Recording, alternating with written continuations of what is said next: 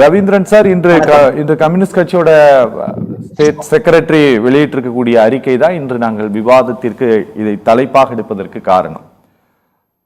Sir, இந்த உரத்தட்டுப்பாடு அப்படிங்கிறது தொடங்கி விட்டதா சார், இல்ல வரக்கூடிய நாட்கள்ல அது அதிகரிக்க போகிறதா சார்? என்ன நடந்துட்டு இருக்குதுங்க? வரப்போற நாட்கள் தான் அதிகரிக்க போகுது.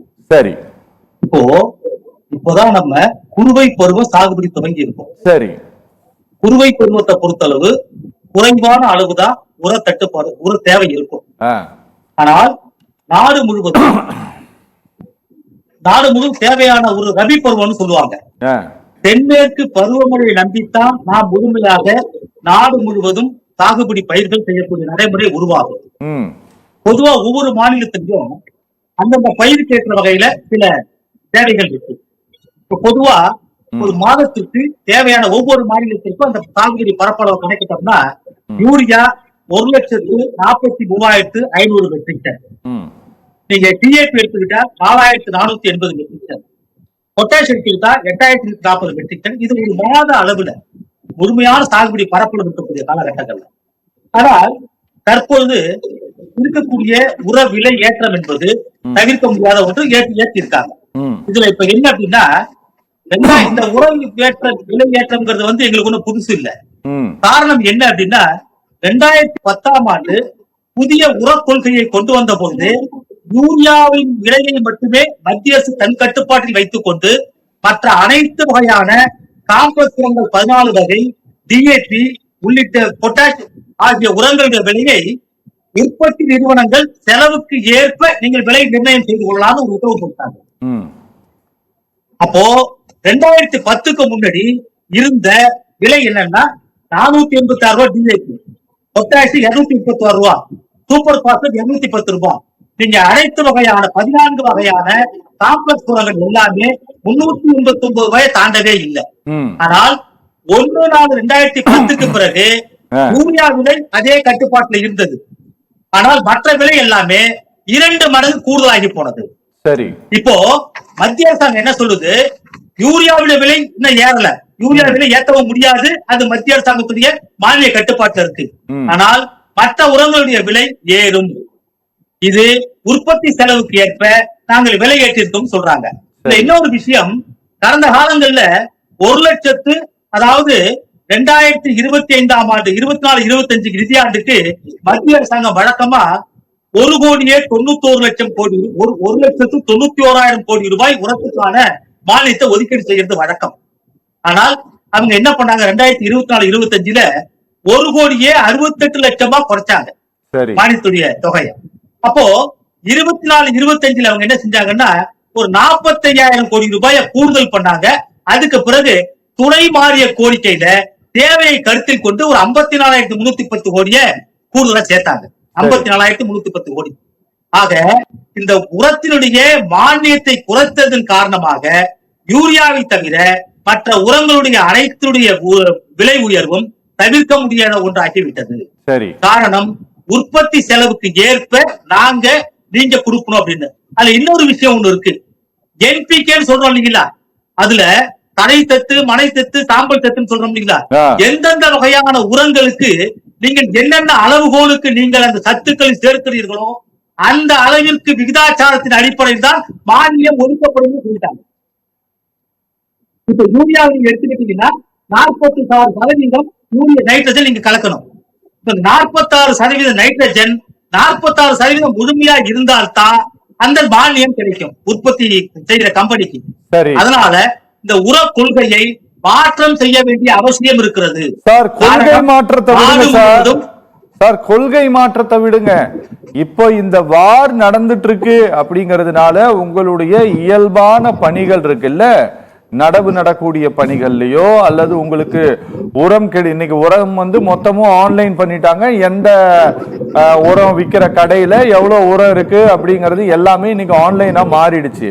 அதுல ஏதாவது உங்களுக்கு கிடைக்கிறதுல ஏதாவது தட்டுப்பாடு இருக்கா? இன்னைக்கு சிபிஐனுடைய ஸ்டேட் செக்ரட்டரி ஒரு அறிக்கை இப்படி வெளியிடுவதற்கு என்ன காரணம்? இப்போதான், அதாவது நம்ம தமிழ்நாட்டை பொறுத்தளவு குறுவை பயிர் கிட்டத்தட்ட 11,000 ஏக்கர் அளவிற்கு குறுவை பயிர் சாகுபடி பண்ணியிருக்கோம். இப்பதான் படிப்படிப்படியா தேவை இருக்கு. அண்டை மாநிலங்களில் இந்த தேவை இருக்கு. ஆனால் விஷயம் என்னன்னா, இது இந்த அதாவது நாடுகளிடையே சண்டை நடக்கிறதால இந்த பிரச்சனை கிடையாது. சரி, நமக்கு தேவை அதிகம் இருக்கு. வெளிநாட்டுல இருந்தா இறக்குமதி பண்ணணும் எல்லா உரமும். உள்நாட்டு உற்பத்தி அதிகம் கிடையாது. உரத்தினுடைய மூலப்பொருட்கள் அனைத்துமே வெளிநாட்டிலிருந்து இறக்குமதி செய்ய வேண்டிய அவசியம் இருக்கிறது. சரி, அவ்வப்போது தாமதம் ஏற்படுவது வழக்கம். இந்த தாமதம் ஏற்படுவது என்ன காரணம்னா, தாமதம் ஏற்படுவது ஒருபுறம் இருந்தாலும் கூட மத்திய அரசு அறிவித்த கொள்கை முடிவின்படி உற்பத்தி செலவுக்கு ஏற்ப நிறுவனங்கள் தன் விலையை கூட்டிக் கொள்ளலாம் ஒரு அறிக்கையை கொடுத்திருக்காங்க. சரி, அதுக்கு காரணம் மத்திய அரசு வழக்கமாக அளித்த மானியத்தை குறைத்து விட்டார்கள். சரி, புரியுது. ரவீந்திரன் சார், நீங்க ஃபர்ஸ்ட் ராஜமூர்த்தி சார் பேசிட்டு இருக்கும்போது கை காட்டிட்டு இருந்தீங்க, ஏதாவது சொல்ல விரும்புறீங்களா இல்ல நானே அதை கேட்கணுமா? அதாவது மன்மோகன் சிங் அவர்கள் ஆட்சி காலத்துல அத்தியாவசிய பொருட்கள் சட்ட பிரிவுல இருந்தது. சொல்லுங்க சார். அத்தியாவசிய பொருட்கள் சட்ட பிரிவுல டீசல் பெட்ரோல் இருந்தது. அதற்கு பிறகு பாரதிய ஜனதா கட்சி ஆட்சி பொறுப்பேற்ற பிறகு டீசல் பெட்ரோல அத்தியாவசிய பொருட்கள் எடுத்துட்டாங்க, வெங்காயத்தை எடுத்துட்டாங்க, தக்காளி எடுத்துட்டாங்க. ஓகே. அதனால மன்மோகன் சிங் ஆட்சி காலத்துல விலை குறைவாக இருந்தது. ஆட்சி காலத்துல பெட்ரோல் டீசல் விலை பில்லை ஒட்டி வச்சு 8 லட்சம் இருக்கு. என்னது புரியல சொல்லுங்க. மன்மோகன் சிங் ஆட்சி காலத்துல அத்தியாவசிய பொருட்கள் பட்டியல்ல பெட்ரோல், டீசல், சர்க்கரை, வெங்காயம் எல்லாம் இருந்தது. சரி. பாரதிய ஜனதா ஆட்சி காலத்துல அத்தியாவசிய பொருட்கள் பட்டியலில் இருந்து படிப்படியாக ஒவ்வொரு பொருட்களையும் விலக்கி கொண்டார்கள். பெட்ரோல் டீசலை நீக்கினாங்க, அடுத்தது சர்க்கரையை நீக்கினாங்க, வெங்காயத்தை நீக்கிட்டாங்க. ஆமா ஆமா, கரெக்ட். அதனால விலை அதிகமாகுதா? ஆமா. ஓகே. முதல் சுற்று நல்லா தானே இருந்தது அவரோட வீடியோ. கொஞ்சம் பேண்ட்வித் குறைக்க வச்சு சொல்லுங்க மேல. ஓகே, சொல்லுங்க சார். அதனால என்ன சார் இப்போ?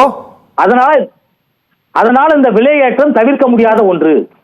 இது மத்திய அரசாங்கம் கட்டுக்குள்ள கொண்டு வரணும். எப்படி? நீங்க அத்தியாவசிய பொருட்கள் பட்டியல கொண்டு வரணுமா வேண்டாமா? கடந்த காலங்களில் இருந்ததா இல்லையா சார்? அதுதான் எடுத்துட்டாங்களே சார். அதான் நீங்க நெக்ஸ்ட்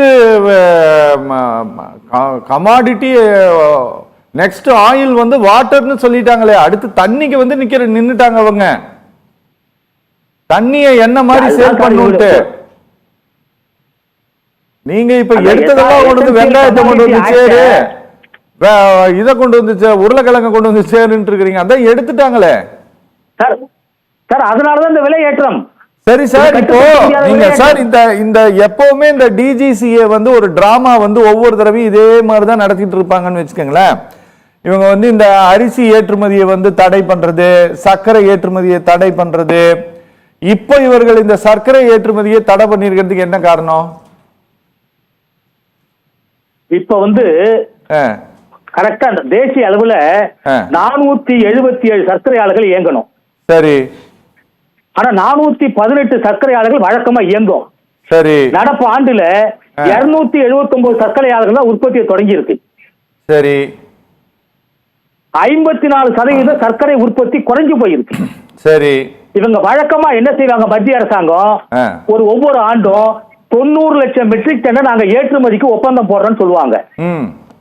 82 லட்சம் மெட்ரிக் டன் சராசரியா இவங்க ஏற்றுமதி பண்ணுவாங்க. சரி.